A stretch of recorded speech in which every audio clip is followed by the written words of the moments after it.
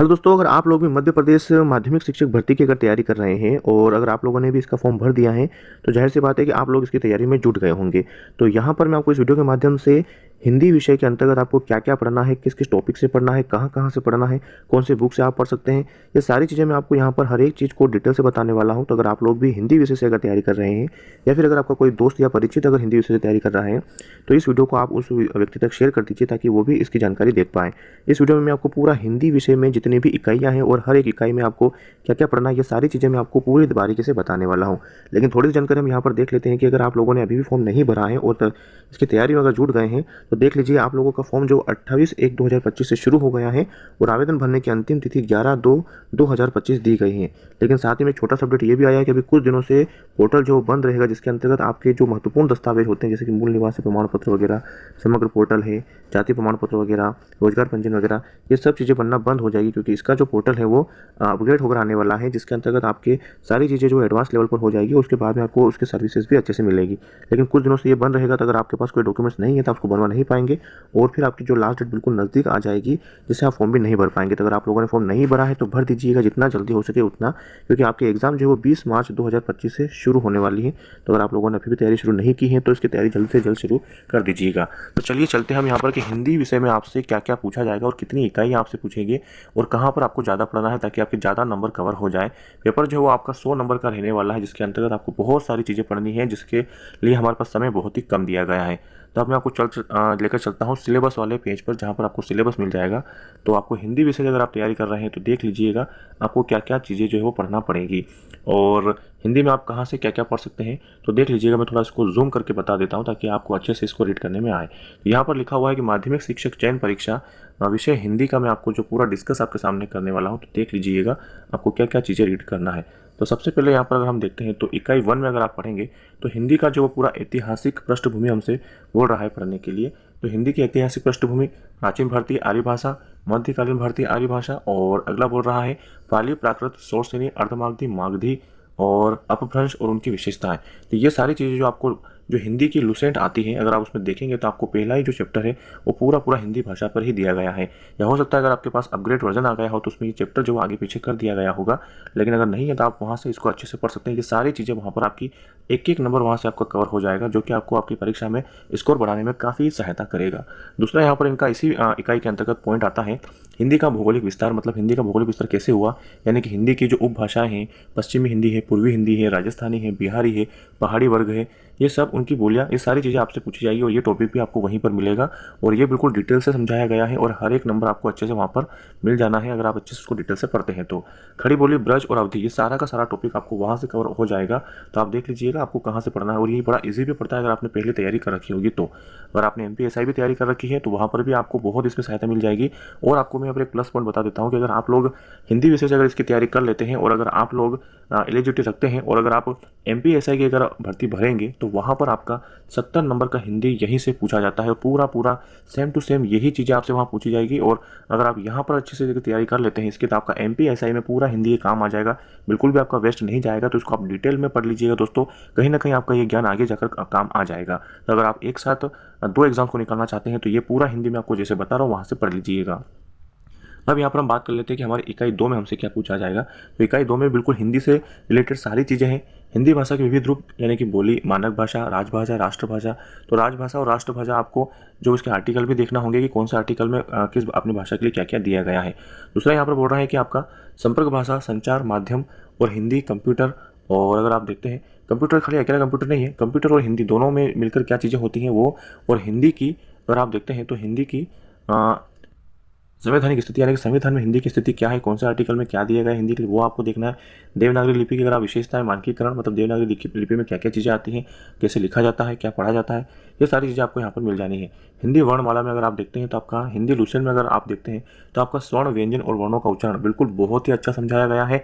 और अगर आप इसकी तैयारी करना चाहते हैं तो मैं इसके सारे वीडियोस जो बैक टू बैक एक के बाद एक डालने वाला हूँ। तो अगर आप लोग मेरे साथ तैयारी करना चाहते हैं तो चैनल से जुड़ जाइएगा, वीडियो को हर एक वीडियो को देखिएगा, वहाँ पर हर एक चीज़ को मैं भी बारीकी से आपको समझाऊंगा। जाऊँगा और मैं भी तैयारी कर रहा हूँ, तो मैंने इसकी तैयारी पहले भी कर रखी है, तो आप देख लीजिएगा। अगर आप इसमें इंटरेस्टेड हैं और अगर आप पढ़ना चाहते हैं तो आप हमारे चैनल से जुड़ सकते हैं। क्योंकि बहुत सारे लोगों के मन में सवाल रहता है कि हम कहाँ से शुरू करें, कैसे तैयारी करें, किस प्रकार इस चीज़ को निपटाएं। तो हम यहाँ पर एक दिन में 2 इकाइयों को निपटाने वाले हैं। तो 20 इकाइयाँ अगर हम देखते हैं तो 20 इकाइयाँ हमारी जो 10 दिन में निपटने की पूरी हम कोशिश करेंगे। टारगेट रहेगा हमारा इसको 10 दिन में ख़त्म करने का, क्योंकि आपके एग्जाम जो वो 20 मार्च से शुरू हो जाएंगे, तो आपके पास ज़्यादा समय नहीं बचा है। तीसरी इकाई की हम बात करते हैं। तीसरी इकाई में आप देखिएगा हिंदी साहित्य इतिहास दर्शन, हिंदी साहित्य के इतिहास के लेखन की पद्धतियाँ, मतलब किस प्रकार से उसको लिखा जाता है, और हिंदी साहित्य का काल विभाजन किस प्रकार हुआ, कब कब कौन से काल आए, जैसे कि आप आगे हम नाम देखेंगे उनके, और नामकरण भी रहेगा। विविध इतिहास ग्रंथ और उनके रचनाकार हम देखेंगे, और पद्य साहित्य जैसे कि आदिकाल, भक्तिकाल, रीतिकाल, आधुनिक काल में हिंदी की क्या क्या जो रही स्थिति रही वो हम देखेंगे।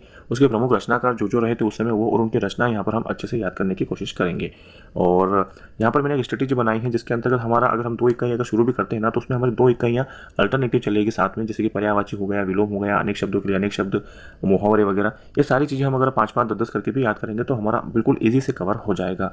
तो मैंने बहुत ही अच्छा प्लान बनाया। अगर आप उसमें शामिल होना चाहते हैं तो वीडियो को ध्यानपूर्वक देख लीजिएगा। मैंने इसमें सारी चीज़ें बताई हैं और मेरे साथ जुड़ जाइएगा ताकि आपको पढ़ने का भी मौका मिल जाएगा। गद्य की प्रमुख विधाएं अगर आप देखते हैं तो कहानी, उपन्यास, नाटक, एकांकी, आलोचना, ये सारी चीज़ें हम पढ़ेंगे और उनका सबका विकास देखेंगे। प्रमुख प्रवृत्तियां अगर हम देखेंगे आगे जाकर, प्रमुख साहित्यकार उनकी रचनाओं को भी हम याद करने वाले हैं।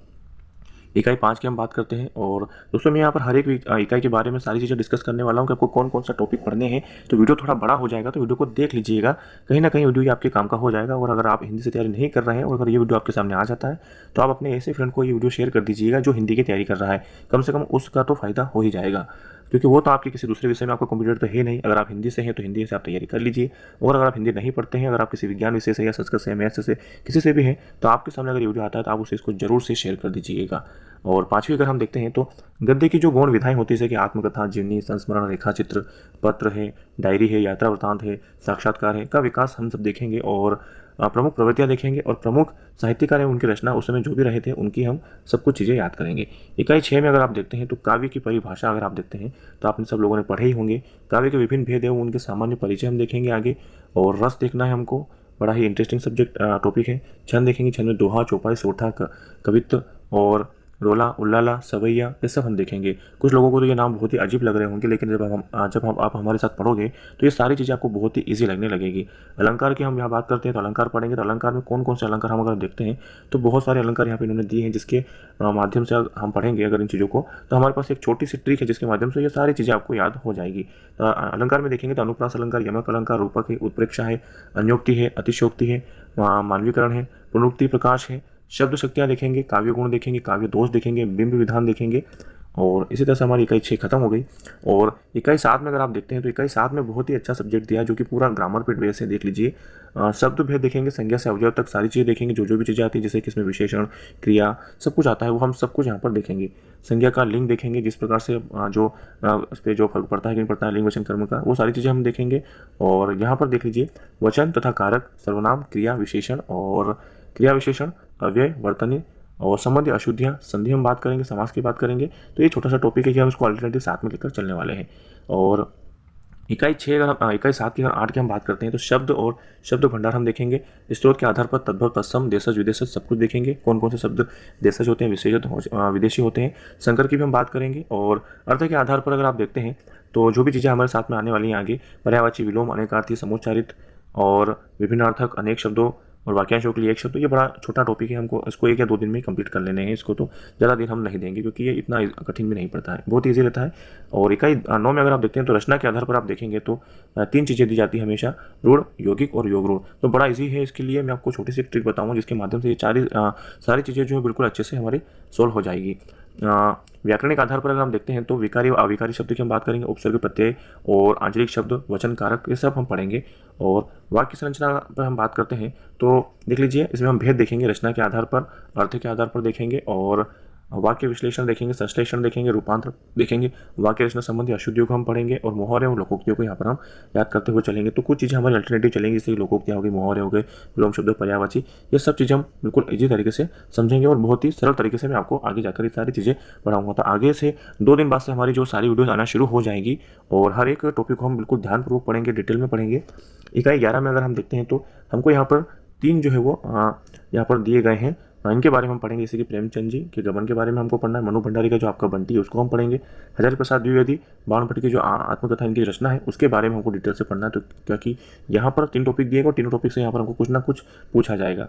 इकाई 12 की अगर हम बात करते हैं तो इकाई 12 में भी हमको कुछ दिए गए हैं, देख लीजिए यहाँ पर कुछ कुछ चीज़ें हैं, जैसे कि कबीर का जो साखी करके एक रचना है जिसमें अगर हम देखते हैं तो गुरुदेव के अंग पद संख्या 1, 5, 7 ही हमको पढ़ना है, सारे नहीं पढ़ना है।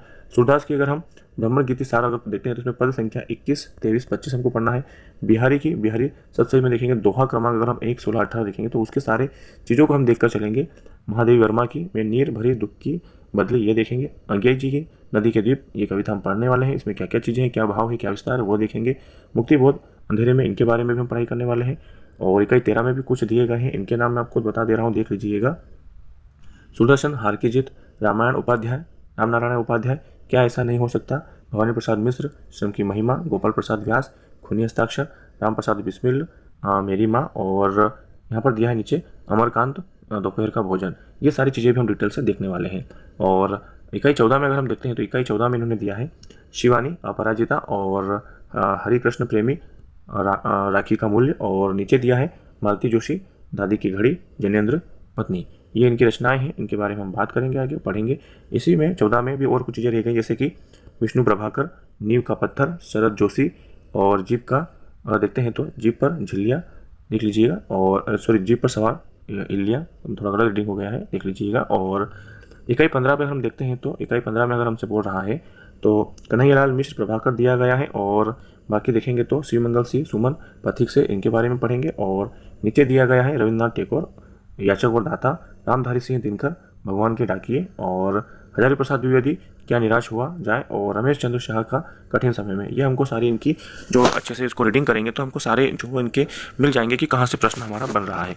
इकाई नंबर 16 अगर हम देखते हैं तो 16 में दिया गया है भगवती चरण वर्मा, जिनमें इनका बोल रहे हैं कि आपको पढ़ना है इनके बारे में, दीवानों की हस्ती, और रामचंद्र शुक्ल, पानी की कहानी, सुभद्रा कुमारी चौहान, पानी और धूप, विष्णु प्रभाकर, नींव का पत्थर, उषा प्रियवंदा, वापसी, और मंगलेश डबराल संगतकार, ये हमको पढ़ना है। इकाई 17 में देखेंगे तो इनमें भी कुछ नाम दिए गए हैं, हरिशंकर परसाई, प्रेमचंद के फटे जूते, मेरे बचपन के दिन, महादेवी वर्मा, प्रेमचंद, पंच परमेश्वर, इनके हमने पहले भी देखा है ऊपर, और श्यामाचरण दुबे में देख लीजिए आप, ओम भुगताबाद की संस्कृति, राहुल संस्कृतियान, लहसा की ओर, और गिरजा कुमार माथुर, छाया मुक्त छूना, ये सारे हम इनके बारे में पढ़ने वाले हैं। इसी तरह से हमारे इकाई जो 18 आती है उसमें भी कुछ नाम दिए गए हैं, देख लीजिए, इनको भी हम अच्छे से पढ़ेंगे। इसमें राम वृक्ष बेनीपुरी, बाल गोविंद भगत, यशपाल, लखनवी अंदाज में, मनु भंडारी एक कहानी यह भी, और स्वयं प्रकाश, नेताजी का चश्मा, अज्ञे मैं क्या लिखता हूँ, और नागार्जुन, अकाल और उसके बाद, ये है यहाँ पर। और हमारा जो लास्ट के 2 जो इकाइयाँ हैं वो भी देख लीजिएगा। इकाई 19 में ये बोल रहे हैं कि भूषण जो है वो शिवानी भावनी, पद संख्या अगर आप देखते हैं तो 4, 25, 26 ही पढ़ना है। माखनलाल चतुर्वेदी, कैदी और कोकिला, सुमित नंदन पंत, ग्रामश्री, राजेश जोशी, बच्चे काम पर जा रहे हैं, सर्वेश्वर दयाल सक्सेना, मेघाय, और जयशंकर प्रसाद, आत्मकथ्य, ये हमको देखना है। और लास्ट में हमारा बचता है इकाई 20, जो कि इसमें दिया गया है हमारा व्याख्या, बोधगम्यता, व्याकरण, निष्कर्ष क्षमता और आदि के आकलन हेतु अपठित बोध हमारे सामने आएगा, जिसमें हमको अपठित गद्यांश या पद्यांश कुछ भी दिया जा सकता है, या हो सकता है दोनों दिए जाए।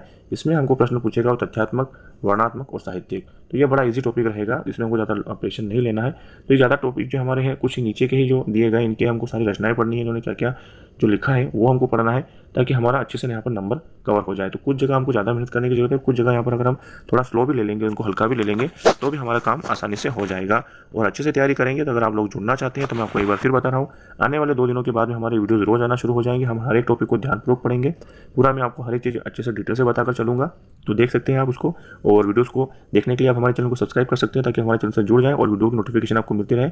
इसके लिए आप नोटिफिकेशन बिल को ऑन भी कर लीजिएगा। तो दोस्तों ये थी अभी छोटी जानकारी, आई होप कि आपको जानकारी समझ में आई होगी। तो जानकारी अच्छी लगी हो तो अपने दोस्तों के साथ में शेयर करें, वीडियो को लाइक करें, और इसी प्रकार की और भी वीडियो अगर आप देखना चाहते हैं तो आप हमारे चैनल से जुड़ सकते हैं, चैनल को सब्सक्राइब कर सकते हैं, नोटिफिकेशन बिल को ऑन कर लीजिएगा, ताकि जब भी मैं वीडियो डालूँ तो उसका नोटिफिकेशन आपको सबसे पहले मिलता रहे। तो मिलते हैं दोस्तों वीडियो में एक नए टॉपिक के साथ।